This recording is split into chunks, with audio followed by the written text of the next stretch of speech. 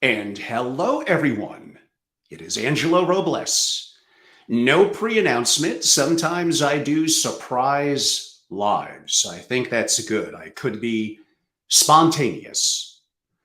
So I want to give a little bit of context. First of all, this will just be me. On the shorter side.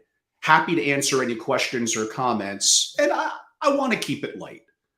But I do want to focus on, kind of the industry along with family offices that I've been focused on for what feels like many a decade and that I love. Obviously, that's the family office world, but a part of that, no kidding, is billionaires and insights, mindsets, and traits that I've learned over the years. So, as I get into that, my enthusiasm lies in illuminating unique insights about the family office community and, as of today, as you'll be learning, billionaire philosophies, fostering a haven for the sharpest minds. This commitment to me endures as I access or I offer access to enriched content through all my platforms. Those of you that watch me more digitally, like today, it's angelorobles.com and everything funnels through there. And yes, those of you that don't know, I'm a pretty active cigar smoker in the house now, so my dog doesn't like it. So it's going to have to wait till I go outdoors. But back to my point, many of you will be more familiar with me from the video and what I give back to the community through my channels on YouTube, primarily my new Family Office TV, and of course at Family Office. But for me, what I'm doing since I resigned and sold my positions from Family Office Association, it's it's more than a transition, it's a transformation and evolution. I'm embarking on a journey for me and hopefully bringing some of you along with me to create an impactful tapestry, an innovative global resource that I hope reshapes, because it needs it badly, the family office community. You've heard me say many, many times before, and I was a part of the problem as well. I know it. The industry's boring, it's vanilla, you don't really get much insight. The events are loaded with service providers, and there really isn't a lot of deep thinking, creative content that is really expanding the community. And now that I feel that my shackles are free, that I could smoke cigars, I could dress how I want, which is apparently going back to more suits and ties, that I have a chance to share what I've learned over the years and hopefully grow a good business in the meantime. So go and check out angelorobles.com, subscribe to all my social platforms. They each have different and unique content. So I think what's going to be of interest to many of you, whether you're already rich, whether you work for the rich, whether you advise to the rich, whether you're a student, whether you're an entrepreneur, are kind of like billionaires are intriguing. I remember decades ago, the 90s, really loving Thomas Stanley's book on the millionaire next door. Now, come on, inflation, the millionaire is not going to work anymore. Not even the deca millionaire, maybe not even the centimillionaire. You got to be a billionaire to get people's attention these days, apparently. Hopefully, I still haven't lost my comedic touch. Is that the right word that I'm looking for? I don't know. But that being said, if you haven't read those books by Thomas Stanley, I think they're still very valuable today. And I'm going to talk a little bit in a couple of minutes about someone I interviewed, a real thought leader on this subject in Germany, that I have not yet, I don't really know why, put that hour and a half interview up on my Family Office TV platform. But in about a week, that will be changing. Oh, and by the way, in case you're all wondering, I said I would be early. My new website, or my revamped angelorobles.com, is up and live now. Do not look at it from a mobile device. It's having some issues. Murphy's Law. My designer is away for a week, so we'll address those heading more into next week. But from a laptop or from a desktop, it looks pretty damn great. We'll be making tweaks, but it's a big improvement and a way for you to interact and reach out to me than ever before. So back to Billionaire or billionaires. And many of you know that I have Billionaire University, Billionaire Mindset, and kind of my baby Billionaire Masterclass. I think really anyone hearing on some of the insights, some of the resources, mindsets, and traits that I'm going to give today. And of course, what, like 1% of you will do anything with it, but that's okay. Like, I still want to share it with you. Of course, everyone wants to be super rich. It doesn't mean you snap your finger, you're going to be a billionaire. Of course, it's not that easy. But I think anyone, and yeah, I'm going to repeat that again. I think anyone could basically 10x whatever they are now on income, on resources. I'm not saying it's going to happen overnight, but you want to be the best version of yourself. And by the way, you are not now, but be the best version of yourself. Project that, the mindset. And yes, start doing that today. So I'm going to go a little round robin. I'm not going to do a deep dive into anything. And I save that from some more of my proprietary work that I do on my billionaire programs and for my members at SFO Continuity and Billionaire Mastermind. But I do want to give back some to the community. So you'll get a little bit of some lighter stuff. But comparative to what the rest of the community is giving you, hopefully it's going to be pretty darn good. So, I've been at this for so many years, for decades. I simply have met, sometimes without even realizing, so many billionaires. A soft guess, about 100.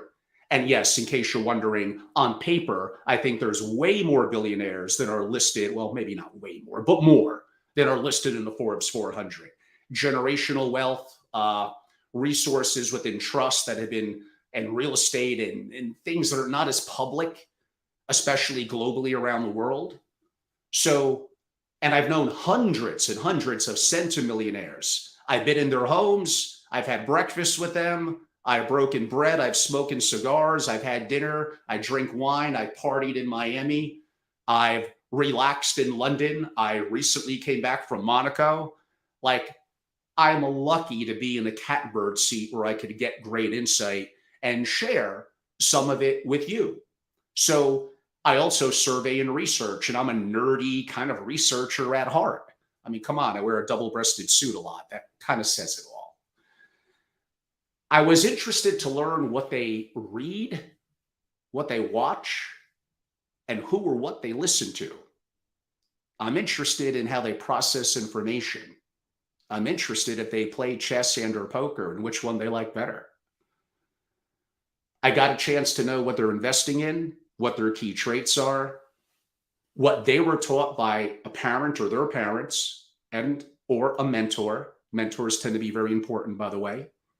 And key habits and routines and things that they're teaching, if I could use that, their children. And no, it is stupid if you're really, really rich to lavish your children and make them grow up spoiled. I mean, that's one tip I'm going to give you right now. Now, should you use your resources to make sure they have a great education? Sure.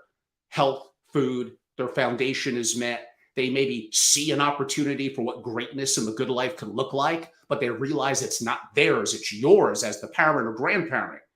Now, where you could really help them, listen up. This is what the Monaco billionaire told me. In mindset and connections.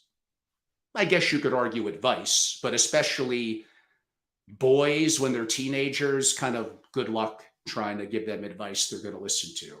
Yeah, that's universal, by the way, rich or poor. Maybe I haven't lost my comedic touch after all. Okay, I'm going to drop a good one on you now. Confidence or competence? Actually, I wrote this one down. Again, I'm probably a better writer than I am a talker. Confidence is perception. It is not real because it can't be measured. It's an empty word. What we really mean when we say that is really competence. The more competent you are, the more comfortable you are taking the right risk and making better and more adaptable decisions. Billionaires learn and they become great by effectively being competent and taking action. And they surround themselves with, well, of course, highly competent people. Now, one of the programs I work on, I do talk about, this is a little bit related, gatekeepers. This could be a problem with the super rich. And a problem with family offices, gatekeepers often look to gatekeep the real world from the principal. What happens when the principal, they start off hungry, they get immersed in everything, and then they start to develop wealth and resources. They slack off a little bit. They build up a team around them, which is not necessarily a bad thing. But then they can't do anything. They can't drive without someone doing it. They can't cook without someone doing it. They can't go on their boat or yacht, without a captain. And then their children grow up with that kind of atmosphere, and that is bad. That is bad, bad, bad. One of the many reasons, it's almost never investments, why wealth doesn't last beyond more than 3 generations. There's multiple. There's multiple. And taxes are definitely one of them. But a lot of it is simply the things I'm talking about now. Go to Family Office TV, listen to the legend himself, my hour and 38-minute interview with Jay Hughes. That's the interview that you want to listen to. So again, what I just said, and again, gatekeepers gatekeep the world away from their principal because you're too removed, and that's not good. You have to have competent people that identify their blind spots, move their ego aside, and are constantly learning. You have to be doing the same thing, but you got to make sure that your resources, your people, and this is more of a single family office type discussion, they have to be from that perspective as well. What drives the inner mind? What drives billionaires? Freedom, status, and mating. Can I be a little more blunt? I'll rename those 3. Money, power, and sex. Doesn't always apply to everyone. The order does change around. I'm saying from a majority perspective, this is just a reality. Now, what they do, because some of those could be harmful in their own way, they're able, listen up, to harness and master these powerful drivers of success to drive them in their purpose and in creating and leaving a legacy. And that's a very, very important point. Of course, when you're a little bifurcating like I am, it's always great to have haters. So that means at least someone's listening. I appreciate it. And by the way, I know because I've lived through many of the things that I'm talking about, not just being immersed for 20 years, not just traveling the world, not just knowing hundreds of them, but myself having come from nothing, having success, failure, great success, failure, great success, capital, and challenges and mistakes that I made that I'm not afraid to share with many of you, which again, I'm warts and all. I am beyond imperfect. But I'd like to hope you feel my heart, my intellect is in the right place, and I'm doing the right things. So what are some common traits? I mean, it's overused, but it's true. Curiosity. They want to know the truth. They're always learning. They generally make quick decisions. You make hundreds and hundreds, if not thousands a day. I mean, if I'm going to buy a box of cereal, why would I want to do that? All those carbs, but I'm just using that as an example. Go protein, by the way. Okay, it's $7-8. If I make a bad decision, then I don't buy it again and I learned a lesson. Meaning quick decision because the consequences aren't dire. When the consequences are more severe, then it arguably, of course, is going to need a little bit more thoughtful play to it. But you have to learn a little bit like a poker player how to adapt on the spot and make fast decisions. I mentioned the gentleman that I interviewed. It's going to be up on my platform at Family Office TV by the end of the month. So just go and subscribe now. I'm going to pronounce his name from the American perspective. My German brethren will cringe, but it is Rainier Zittelman, doctor, is a PhD. And his book is awesome too. He's the author of The Wealthy Elite. And my experience is 100% concurred with when he gave his main points of his data and research, which admittingly is more intellectual. It's more deeper into often more centimillionaires, I think it was 41 or 44. My breadth of experience with them is much, much more, as I said, but I am not a PhD. I'm not a researcher. To his credit, this dude is an entrepreneur first, someone who's an active allocator and investor, and looks down his nose a little bit at fellow brethren who only rely on intellectual prowess and being a professor in a university, but kind of like never do shit. Why don't we put it that way? So he came up with the super rich are overwhelmingly nonconformist who swim against the tide. Generally, yes. If nothing else, remember this.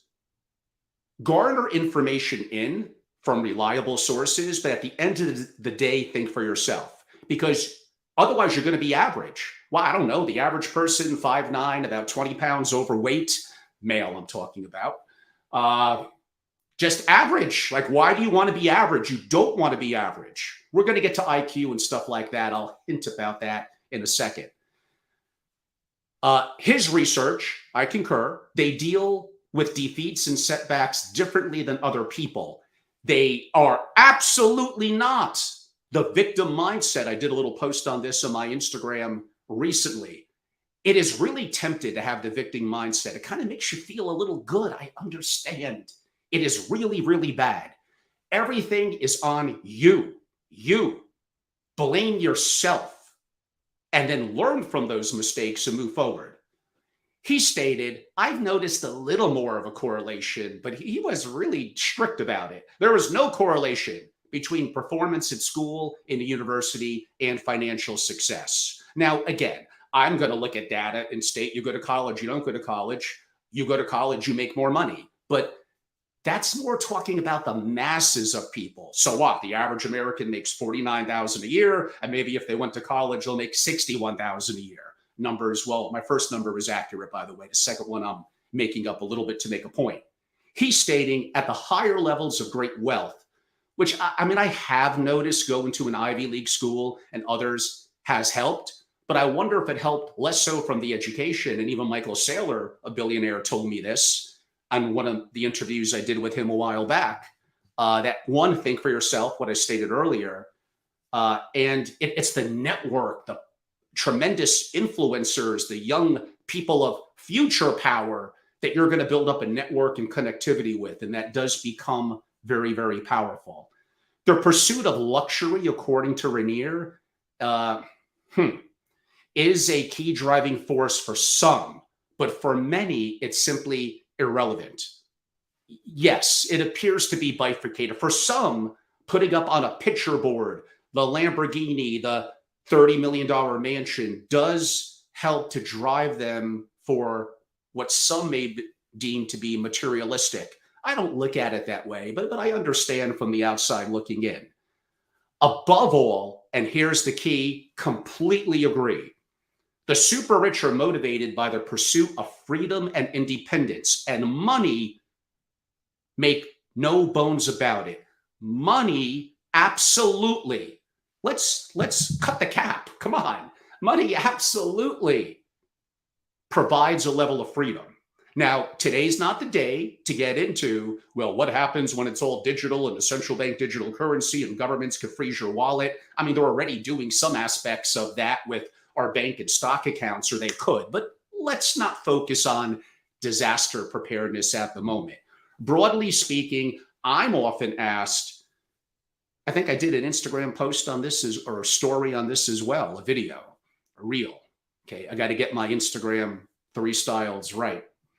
About 30 million. I'm going to go with about, and I think off record, Rainier agreed with me, about 30 million, you have a level of freedom. You could own property outright. You could be international. You could have multiple passports, multiple bank accounts, gold, art, crypto, whatever, etc. Bitcoin, more specifically. Yeah, like you want to start to own yachts and multiple mansions. No, that's not enough money. You want to buy a high-level professional sports team. Well, you better have billions and billions and billions and billions. So again, it's all relative. But I think the challenge of many of you is to just, oh, no, that's not me. Come on. Is that really not you? Or you just don't want to put yourselves out there to say, this is my goal, and if I don't get it, now the world's going to know about it. You're aiming very low. You're aiming for the ceiling, and you're not aiming for whatever, like Alpha Centauri or the stars. You should be aiming high. And if you fall short, you'll be better than if you hit a low ceiling to initiate with. So I absolutely agree that the greatest part of building your own business, having capital, having multiple streams of income, it does create a level of freedom for you. And maybe it's just me and how I'm wired being very libertarian. I really, really, really like that. Like, I don't know, maybe you feel differently, but I'm just talking about from my perspective. Well, no kidding. Some of my anecdotal research, billionaires are commonly entrepreneurs buying or creating private companies. They leverage winning knowledge, people, culture, strategies, principles, and capital to scale and dominate in a given industries. Billionaires acquire high potential assets, preferably at distressed prices. Look at what's going on in certain aspects of real estate and other, I could say, industrial and other sectors at the moment. You have to make a decision. This all comes down to supply and demand within a given market infrastructure. So simply, if people, well, a lot of real estate people are over-levered, but if they're over-levered, interest rates are rising, they have a crunch, they could be willing to sell a good property at a below market price, especially if you got dry powder. You have the capability, boom, I can move really quick, access to capital, and make that decision. Now, I have other thoughts about building businesses, real estate, and what to do with it, but those are going to be for separate discussions, possibly within only my membership groups, where we also have a subgroup of significant people in real estate, and they'll all tell you sometimes they're not really cash rich. They're asset rich, but there are dangers and things that could go wrong there.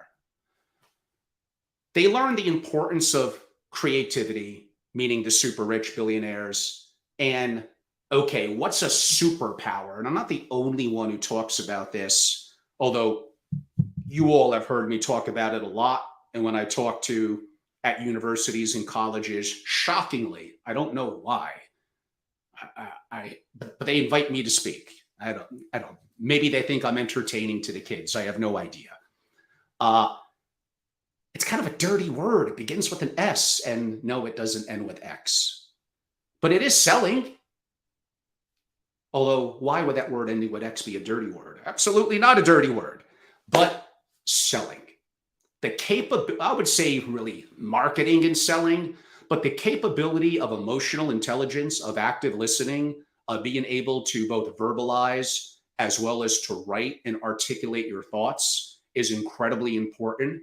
And that is an industry, if you're going to build a business, where it could be an incredibly useful trait to get it up and running off the ground, to be net profitable and not be a habit, to recruit the best talent. Do you think that Elon Musk is not good at motivating and creating interest in what he's doing, bringing in great people around him? Oh, yeah, is he a little crazy? Sure. But like, what billionaire isn't? Like, you probably had your parents, teachers beating you down, wanting to be a part of the matrix, a part of the system, just be a cog in the wheel. And to think that you're going to start things that are going to take over the world and generate a gazillion amounts of money and make you super rich. I mean, I guess that's not normal.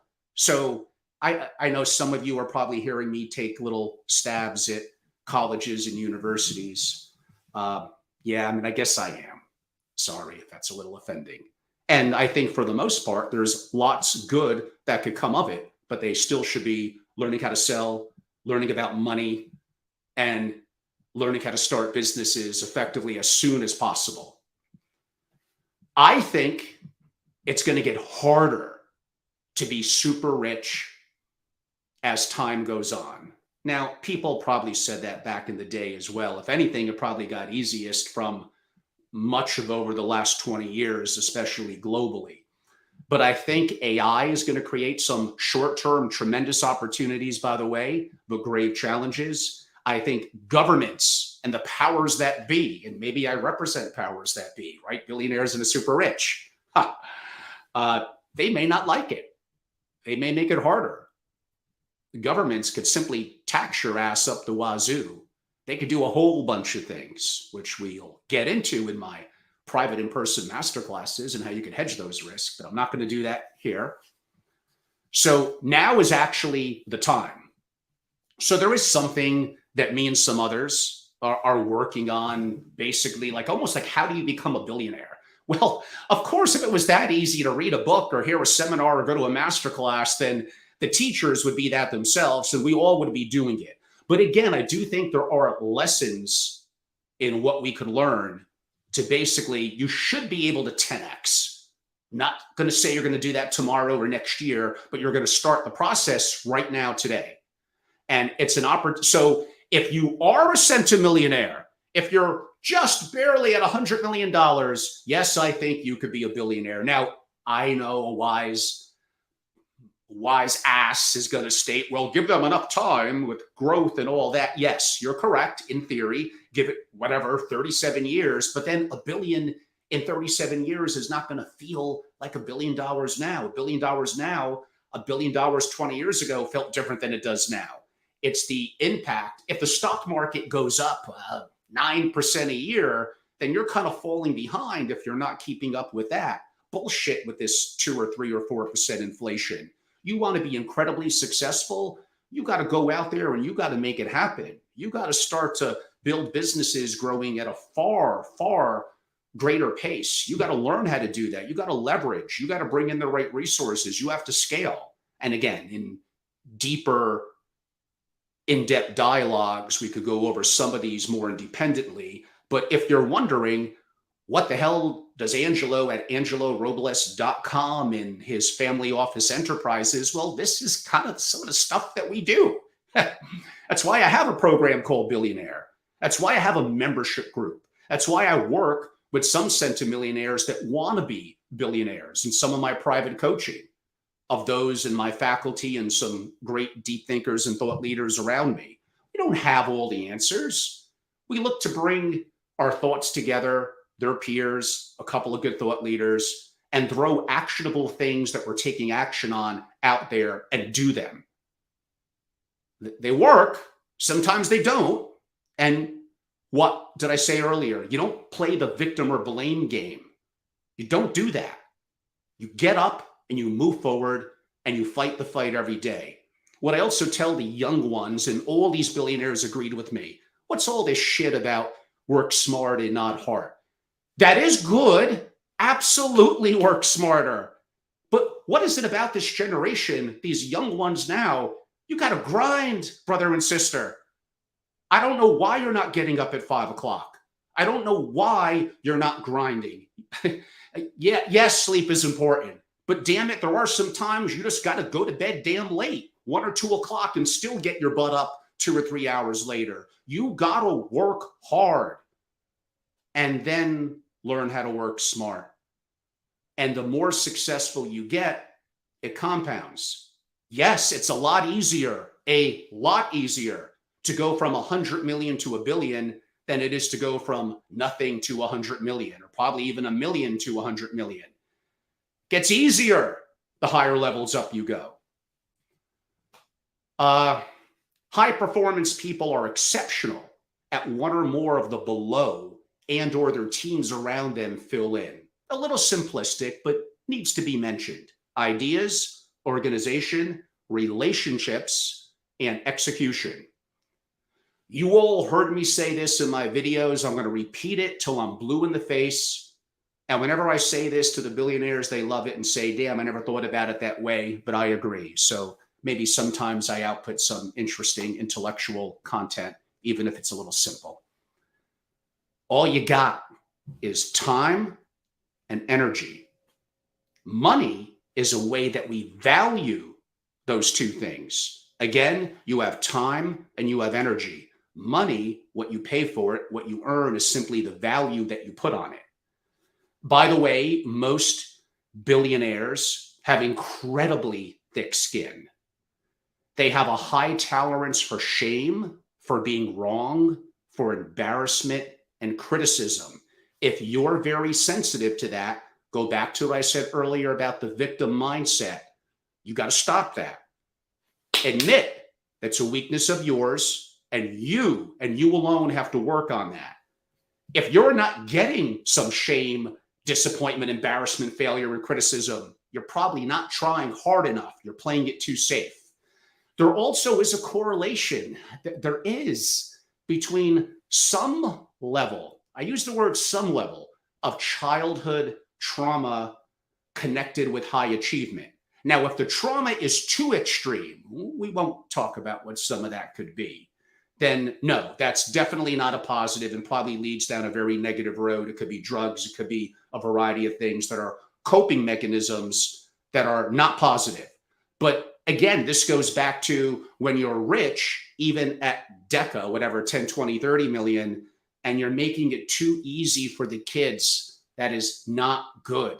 They need to have some level of struggle and challenges. Remember, humans are wired to survive, but not necessarily thrive. You have to change that, and conflict and destruction are simply built in to the everyday fabric of life. I did a video where I shared my next little story. No, it wasn't the Monaco billionaire, it was one in Florida. He stated the most contrarian thing you could do is not the opposite of the crowd, but what's that words that I used earlier, to think for yourself. He also said what gives you opportunity is other people doing dumb shit. Maybe that's the contrarian. Maybe that's the buying distressed assets because they put themselves in a bad position. What gives you opportunity is other people doing bad shit. And you know what you could count on? I think for the remainder of humanity until everything is AI, other people doing stupid shit. I think that's not going to change. Investing, he said, is about four things: discipline, controlling emotions, having an edge, and managing your bankroll. So, I don't know, I did what, about 25 or so minutes. Wanted to keep it light, a little bit of comedy built in here or there. Working on my stand-up comedy skills, even with my straight face. I try. And hopefully a little bit of intellectual rigor and firepower. If nothing else, I just know a lot of cool people who are incredible. And I'm nothing. I learn from them. I'm a pretty good listener, shockingly. And I'm able, with their approval, to share insights that I glean and I learn, and to hopefully put it into a format. Some of it I want to give away on my platforms, including my YouTubes, my LinkedIn. So again, I have different content to some degree on all platforms. At Family Office on Twitter, at Family Office on one of my YouTubes. Go and subscribe. That's my larger one. But I'm really loving what I'm doing at Family Office TV on YouTube. And that's where you'll see that Jay Hughes interview that I referenced, and the one with Rainier, the amazing researcher on the super rich, and gleaming great insights. This is not just if you're hungry and want to be more successful. And again, you want freedom. What are the three things that I mentioned earlier? Freedom, which really equates to money, to a large part, is very, very important to that opportunity for freedom. Ghostwriter, thank you so much. I'm seeing some comments come in. Someone, you're the one person who loves my channel. And I'm still sitting on a couple of interviews that have to be released. And make sure to also check out the recorded live section of both of my YouTube platforms that have some of these lives that we haven't slapped a thumbnail on yet and popped into the main screen.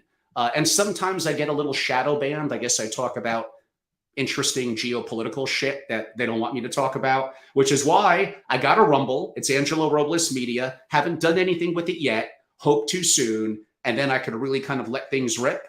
So I'm Angelo Robles Media. I think it's TikTok, Rumble, and Instagram.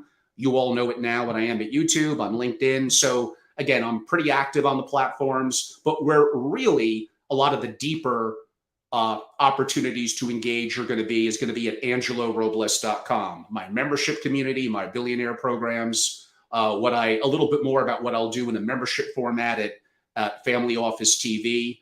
And you want to know a real baby of mine? Because again, I'm a nerd. It's my master classes. So I've been in the family office world for so many years. I'd like to hope I learned a thing or two. By the way, I'm always, now that I have more freedom, I could kind of talk more openly, like always disappointed, like in the family office community. Families create these amazing businesses and exits, yet they don't often hold the family office to the same regard. People were amazingly talented before they got into the family office, and then they rest on their laurels. Unfortunately, too frequently, there's not enough rigor, not enough institutionalization. It's not institutional enough. And it's just like a sidebar almost. And then you have those that service the community, and most of you are so bad. Like I again, I could be politically correct, but I guess today I'm not. I mean, when have been in the last month or two? Probably not at all.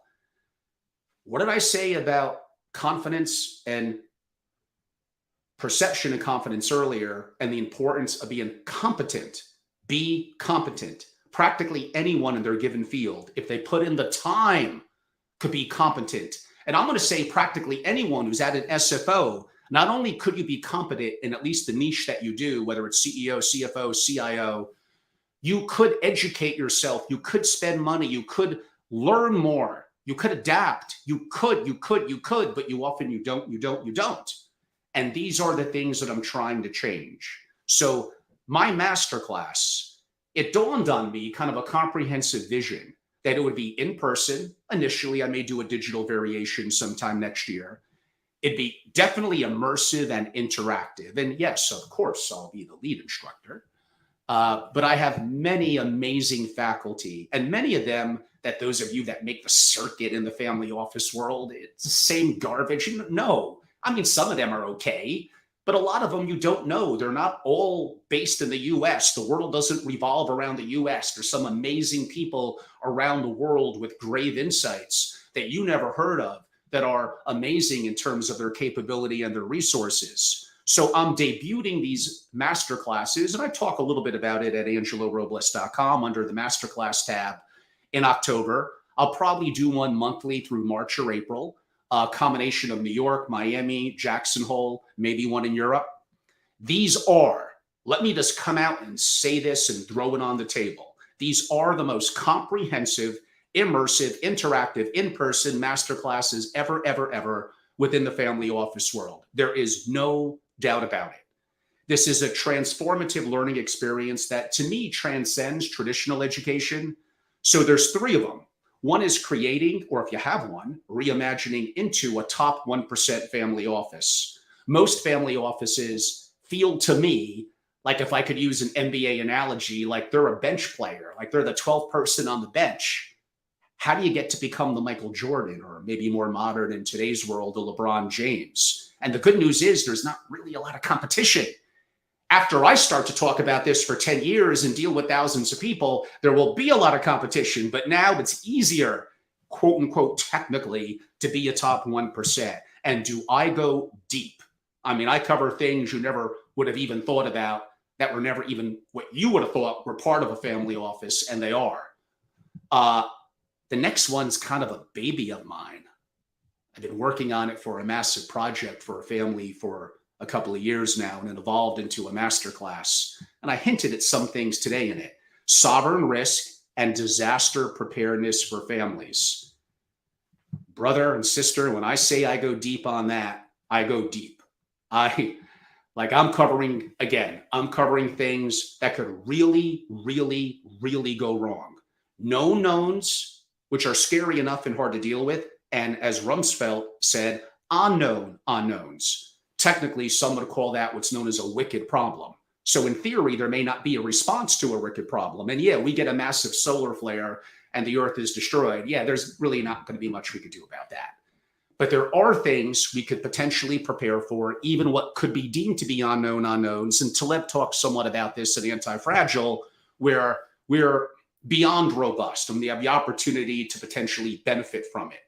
This all comes back to continuity in the SFO, which is built around continuity in the family. If you care about that, then and you're concerned about high consequences, then and the impact that it could have on you, then that sort of masterclass is perfect. My last one is family offices and AI, not just from an investing perspective, but enhancing operations and capabilities within the family office. Again, I'm probably going to have well, not probably, they're going to be very intimate. I look to keep them probably 6 to 8 participants.